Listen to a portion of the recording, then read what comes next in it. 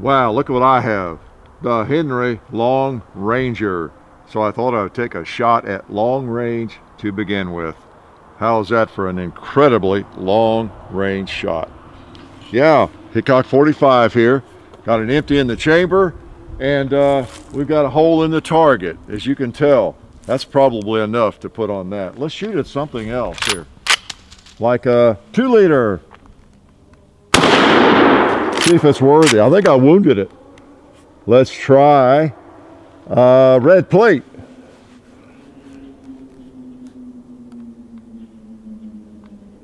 All right, try another red plate. Oh, I went under it. Just 4 shots. 4 shots. Okay, that's 4, you folks in Kentucky. 4 fingers. Yes, we've got the Henry Long Ranger. It has no muffler on it, and neither does he. But it's an interesting rifle. I'm not going to complain on this rifle for it not having a loading gate. You will be pleased that you won't hear me gripe about that, because this is a different kind of animal. Let me take the magazine out. It's a magazine-fed lever gun. How's that for unusual? There have been some of these made in history. You know, Browning has, what is it, the BLR, I think. There's another one, I think, similar. But, well, of course, you got the Winchester 1895. It doesn't really look like this, but it's a magazine-fed lever gun, and they've been around. And just like the Winchester 1895, the reason for it, largely, is so you can shoot pointed bullets. You don't have a tubular magazine. So if you have a regular magazine where you stack your rounds like this, whether it's lever, bolt, or whatever type of action it has, you're not going to have these bullets against each other, you know, in a tubular magazine. That doesn't look too healthy, does it? Have that, that sharp bullet tip against that primer under recoil. So you eliminate all that. You can shoot, you know, spiral point bullets and all that kind of thing, and any, you know, modern bullets without any trouble. This is a pretty good job. It's a hunting rifle, okay? And since I don't hunt, it's one reason I don't do a lot of hunting, you know, rifles. A lot of rifles double, you know, serve a lot of purposes. But then some rifles are, yeah, I mean, that's really what it is, a hunting rifle. This thing holds 4 rounds. So, you know, it's not your first choice for going to war. Unless you're a sniper, maybe, right? But it's a hunter, long-range hunter, long ranger. And it is what it is. So it's kind of interesting, and we're going to shoot some, you know, Federal American Eagle through it. I'm not going to bench rest it and go for groups, you know, 200 yards. That's not the kind of stuff I really like to do. From my reading, the firearm is plenty accurate. You know, it's a lightweight. It weighs about 7 pounds. It's a little bit over 7 pounds. With a scope, you're adding in a little bit, whatever, pound, another pound and a half. But it's a fairly lightweight, handy rifle. That's kind of its claim to fame. And you know, the kind of rifle, I guess, if you're hunting and, you know, you would just rest on a tree or stump or something if you had a shot probably at a deer, and you wouldn't necessarily use this as much as a bench rest rifle. It's a lever gun, okay? It's a lever gun. It's a little bit of an oddball, aberration in some ways, a lever gun like this, I think. Okay, I mean, it's fine. So let's load up the magazine, and like I said, you got a Vortex scope on it. It's got an alloy receiver, but it locks up. It's got a big bolt, long bolt, and it's got a rotating front on that bolt that locks into the steel part of the barrel extension up here, so you're not locking into alloy or anything. So it locks up kind of like a bolt gun rifle does, or yeah, bolt action rifle does. So it's supposed to be a good, strong firearm if the alloy, you know, bothers you a little bit. And it's got a, you know, pretty nice finish on it. The wood is beautiful. It is really gorgeous. Oh, by the way, the first stock had a split, had a little bit of split starting, so they sent another stock, which I put on, and it's a beautiful piece of wood. The original was beautiful too. They sent another forearm as well, and I put them both on there, and they look great. They look wonderful. What comes with it, you get the mounts. They're Weaver type mounts from Skinner, and that comes with it. You get a little hammer spur you can put on here to, you know, in case you want to put a scope on it that really gets in the way. I don't know, I didn't put it on this one. It comes with the firearm, but I can reach in there and get it and manipulate the hammer, you know, pretty well. If it were mine, I probably would not put that on there. It's a little spur that you screw on there, and it helps you get to the hammer. to operate the hammer. So what else comes? Normally now, again, a scope doesn't come with this, but with this particular gun, it does. So you'll see that on the e-gunner at some point. All right. So let's look at this magazine. It holds four rounds. I'm shooting. I've been shooting some regular 308. This I couldn't put my hand on a box of the regular 308. This is the 7.62 for 51. Same thing basically. So I just grabbed some of it and shot a little bit. It all seems to hit about the same point. Can't tell a lot of difference. Got a nice pad here. John and I both have noticed it handles the recoil well. What else about it? It's got pretty nice checkering. I mean, for what it is a nice rifle. It wouldn't be my first choice. Again, I don't hunt, but you know, it's not a bad outfit at all. As best I can tell, it's been doing fine. We may have trouble today, but I've been shooting it off and on here for a couple of weeks, I guess. So let's put the mag in. They say it works better if you put the mag in with the bolt closed. It needs to be either all the way closed or I think all the way open. So there we go. And let's rack one in and shoot something like another 2-liter. Nothing like 308. Oh boy, to take care of well, of anything essentially. Let's try the red plate over there again. Oh, we've got I think I just have 1 or 2 rounds. Let's try that 2-liter up there. See if I can get a good solid stance here. I might not be able to hit that.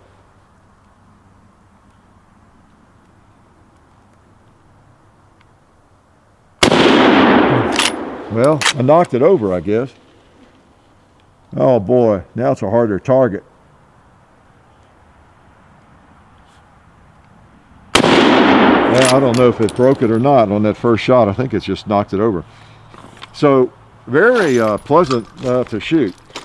I'm not gonna sell this to you. I'm not selling these. And I'm trying to think of some things about it that I don't like or wouldn't like if I were a hunter. Okay, trying to put myself into that category. And I'm not sure what it would be, to tell you the truth. I guess I would have to hunt with it several seasons. Maybe I wouldn't want beautiful walnut if I was going to drag it through the woods and climb trees with it and everything. Maybe I'd just soon have polymer, rubber coated stock or something. I don't know. I don't know what else about it. Maybe I'd want a different chambering. It comes in 243 and 223. And I think the 243 also holds 4 rounds, and in 223 the magazine holds 5, I believe. I'll let that hammer down. Not that I have to, I guess. All right. I mean, it just seems to be, for what it is, it's a nice rifle. You got your sling attachments there, all that quick to attach. The magazine seems to work. Ejection is kind of passive most of the time. You got to really do it with zest, quickly. I believe at times I don't do it quickly enough, and I'll get a little bit of a hang up with that. But it seems to work. I got the scope on. I got it sighted in pretty well. Now, if you are the one who ends up with this from the e-gunner auction, you may want to change the settings or something. But it seems to be on pretty well for my purposes. Oh boy, I've got that crazy thing. I'll take a couple more shots at it. I probably won't hit it. Look what I did. Now that you don't want to do. You need to make sure when you put a round in, you go ahead and put a round in, and you don't mess around like I just did. Halfway do it, okay? Made that kind of in a bind there. That happened to me once before. Get her out of that chamber. There we go. So y'all get to see all my clumsiness and anything we're doing here. Okay. Put my ears on and I'll just go ahead and shoot those 3. I'm probably going to miss that thing. It's hot now. I've got the hammer cocked, so hold it carefully. All right. I just refuse to bench rest, I think. It might be the only way I'd get it.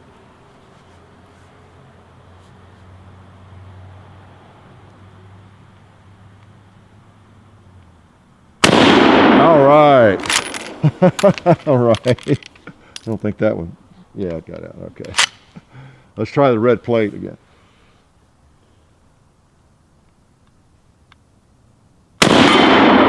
Boy, hits hard, hits hard. Let's see if it'll hit hard on this 2-liter right here. It's a little too cold to take a shower, so I'm going to back up a little bit, John. All right. Woo! 308. Oh man, if you're a deer hunter, I'll take a couple more. If you're a deer hunter, well, I guess anything that 308 will take out, depending on the range. Most people, if they're going to hunt, and here I am acting like a hunting expert, if you're going to hunt at 200-300 yards or something out west or whatever, I don't know if you want a lever gun in this. You're probably looking more at a bolt gun, right? But I guess for a lever gun, it seems to lock up pretty tight and everything. So you're maybe a better judge of that. Some of you folks who are like high accuracy shooters, precision shooters, and when you go to the range, it's to get on the bench and get the tightest groups you can get. That's what you like to do. Then you know, you have more authority to make crazy statements than I do. So about a lever gun and the accuracy or inherent accuracy of a lever gun, all that. But anyway, this seems to be a pretty nice rifle. From what I've seen on the internet, it's people seem to like it for what it is. It's not cheap. I think it's around $1,000 MSRP. And of course your scope adds to it. I'm not sure, you can look up that scope, you know what it is. I'm not sure what that retails for, but so the rig is not inexpensive, of course, but if you're going to hunt, you want a powerful cartridge, you want a pretty nice rifle, right? And it's a good looking gun. I know you're probably wondering what's going on with me, because I do criticize sometimes the Henry rifles, the 357s or the big boys or whatever, even though they're great guns. I enjoy shooting them because they're not as traditional. They don't look like, they don't load like most lever guns, and so they're different. Well, this one's different, maybe even more different, but it's so different it puts it into a different category. It doesn't, I mean, this is not a copy of anything from the Wild West at all, really. And in a way, it lowers the bar for it, I guess you could say. It kind of is what it is. It's like the Browning BLR. It's a different sort of firearm, so intended to be able to load, sharp point bullets and that kind of thing. And this is how you get that done. You make it accept a magazine like that. Okay. All right, 308. Well, let's put one more on this target. All right, see, you got to work that thing with authority. All right. Boy, I don't know, this is a tough shot.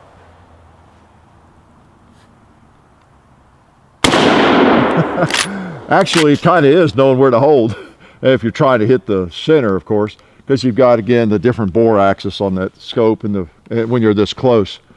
All right, let's go for a middle red plate.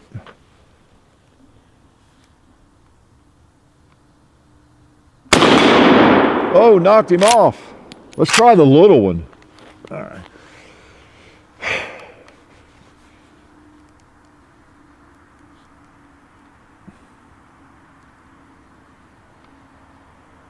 All right. Oh, knocking everything around. 308 is just too powerful. Let's face it. Let's face it. Well, we'll go back to the other red plate that's still standing, still hanging. That was my last shot, so that was the pressure. I had to hit something there. So, I mean, it's a good shooter, and that's the way I would shoot it. Now, there might be people who scoff at a lever gun, in a 308, and as I said, some folks who they live precision, they live on a bench rest, and they might scoff at a rifle like this. I don't know, but I think for some people it might be attractive. People who hunt maybe in areas like this where your furthest shot is not to imply it's inaccurate, but your longest shot might be whatever, 50 yards or 100 yards, and that kind of thing. However, it would probably do pretty well at longer ranges. How I know that? Because it's called, is it on the gun? No, it's not on the gun, is it? No. the name's not on the gun. It's the Henry Long Ranger. So it ought to do pretty well at long ranges as well. So you get you a sling on that thing and put it on your shoulder and head to the woods. Anything I didn't tell you about that I know about? Like I say, pretty gun, nice looking rifle. Henrys are generally well made. They are made in America, you know, and they do a pretty good job with what they make. So if you've got one of these and you've fired it, you've had a lot of experience with it, more than I have, you know, chime in and share your experiences with it, because I don't have a dog in the fight. I just get a lot of requests. We get a lot of requests to do all the various Henry models. And as I said in an earlier video, we want to try to do better at that occasionally and bring a Henry to you that's maybe something a little different or whatever. Because if you haven't noticed, I like firearms and unique firearms, common firearms. I like them all, and we appreciate you know, Bud's Gun Shop sending this to us. You know, and it'll go back along with the target there for in the box for the e-gunner auction, just as you see it with whatever came in the box, and you know, the mounts and all that. And we appreciate that, and Federal furnishing some food for it. Life is good. Well, I hope you guys enjoyed that, because I know I sure did. Well, I've got you here. I wanted to let you guys know about our friends over at SDI, the Sonoran Desert Institute. They are a fully accredited online distance learning program where you can be certified in gunsmithing, and you can also get an associate's degree in firearms technology. And they also do a lot of work with veterans. They accept the GI Bill. They also have hands-on experience, even though it's a distance learning program. So just want to let you guys know about them. Also, you can find them at sdi.edu. That's the Sonoran Desert Institute.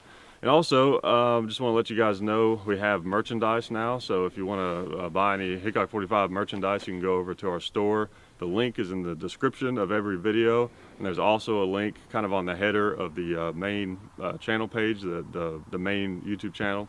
And so we've got that.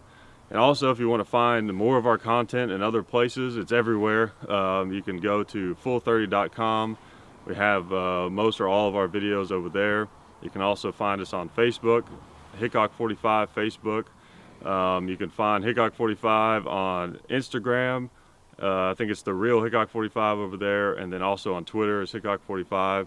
And then me, the son, John Hickok.